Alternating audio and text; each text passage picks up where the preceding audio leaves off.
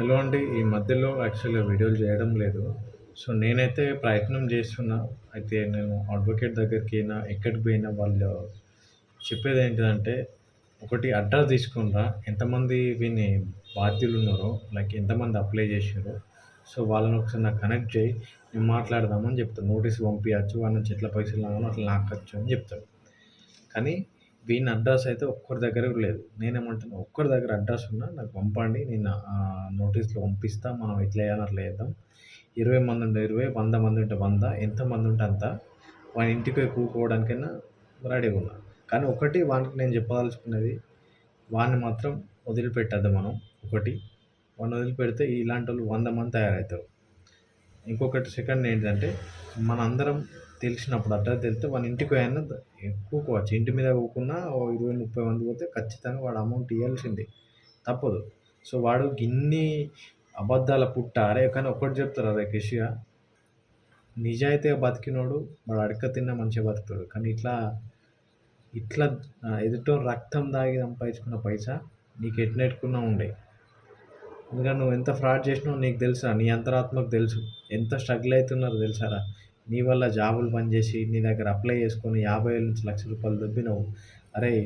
ఒక్కొక్కనికి అవి ఎంత ఇంపార్టెంట్ తెలుసారా? దానివల్ల జాబులు పోగొట్టుకొని, నమ్మకం పోగొట్టుకొని, టైం వేస్ట్ చేసుకొని, అన్నీ చేసుకొని లాస్ట్‌కి నువ్వు రెస్పాండ్ కాకపోతే పరిస్థితి ఏమైతదిరా?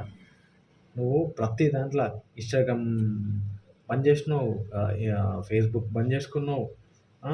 ఇక్కడ యూట్యూబ్ ఉండే నీకు యూట్యూబ్ ఛానల్ అది కూడా డిలీట్ చేసినావు.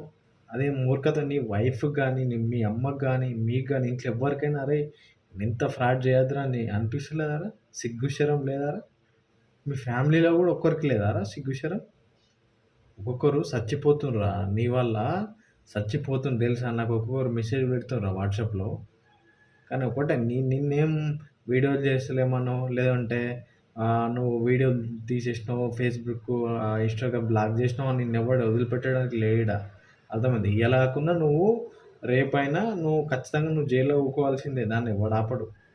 ఎందుకంటే నువ్వు ఒకడినో ఇద్దరినో అంటే ఆపగలుగుతావురా భాయ్. నీ దగ్గర 50-100 మందిని ఒక్కొక్కని దగ్గర 50,000 నుంచి ₹1,00,000 తీసుకున్నావు. లంజోడుక ₹1,00,00,000 నువ్వు పక్కేసుకొని ఇప్పుడు ఇయాల ఒక్కొక్కనికి రెస్పాండ్ అయితలేవు. అది ఏందిరా నీది? ఒక్కోనికన్నా విజాలొచ్చింది. ఎంత ఫ్రాడ్ చేసినావో తెలుసారా? ఎట్లా చేస్తావురా నువ్వు వీడియోస్ డిలీట్? ఎట్లా బ్లాక్ చేసుకుంటావురా ఫేస్‌బుక్? ఏం మనిషివి కాదా? మనిషి కాదా నువ్వు? మీ మీ ఫ్యామిలీలో మనుషులు లేరా? నీ వైఫ్‌కి తెలవదా? నీ పిల్లలకు తెలవదా? మీ మామకి ఎవ్వరికి ఆళ్ళందరికీ కొంచెమన్నా అరే గింత ఫ్రాడ్ చేసినావని అందరికి తెలుస్తలేదారా? ఒకటే, నిన్ను మాత్రం మేము ఎట్టి పరిస్థితుల్లో లీవ్ చేసేది లేదు.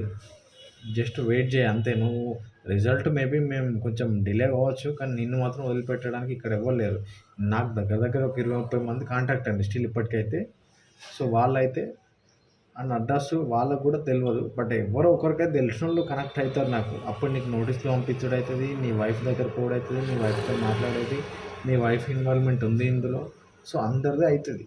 కొంచెం న్యాయం అనేది లేట్ గెలవచ్చు. కానీ నీది మాత్రం ఈపు సాపవుడు అయితే ఖాయం. అట్లా. వడ్డీలు ఎవడు కడతారా నువ్వు? ఆ 50,000, ₹1,00,000 వడ్డీలకు తీసుకొనొచ్చి నీకిస్తే నువ్వు ఇదారా చేసేది? ఇప్పటికైనా రెస్పాండ్ గా ఎవనికి పైసలు అని పైసలు కొట్టు. లేదంటే వట్టిగా నీ ఫ్యామిలీని ఇన్వాల్వ్‌మెంట్ చేసుకుంటూ బండ బూతులు తిట్టాల్సొస్తది. ఇప్పటికైనా మంచిగా ఉండు.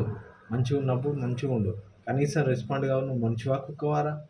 ఏం మనిషివి కాదా నువ్వు? నీ ఇంట్లోళ్ళకైనా తెలవదారా?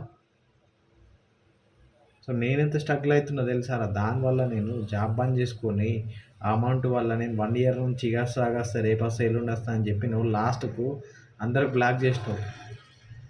నా పరిస్థితి ఏందిరా? సో, ఇప్పటికైనా నువ్వు రెస్పాండ్ అయ్యి అమౌంట్ కొట్టు. లేదంటే నువ్వు లీగల్‌గా నిన్ను మాత్రం ఖచ్చితంగా పోలీస్ స్టేషన్‌లో బొక్కలు నూకే ప్రయత్నం మేము చేస్తున్నాం. చేస్తాం కూడా. సో, వెయిట్ చెయ్యి గంతే నువ్వు. ఓకేనా?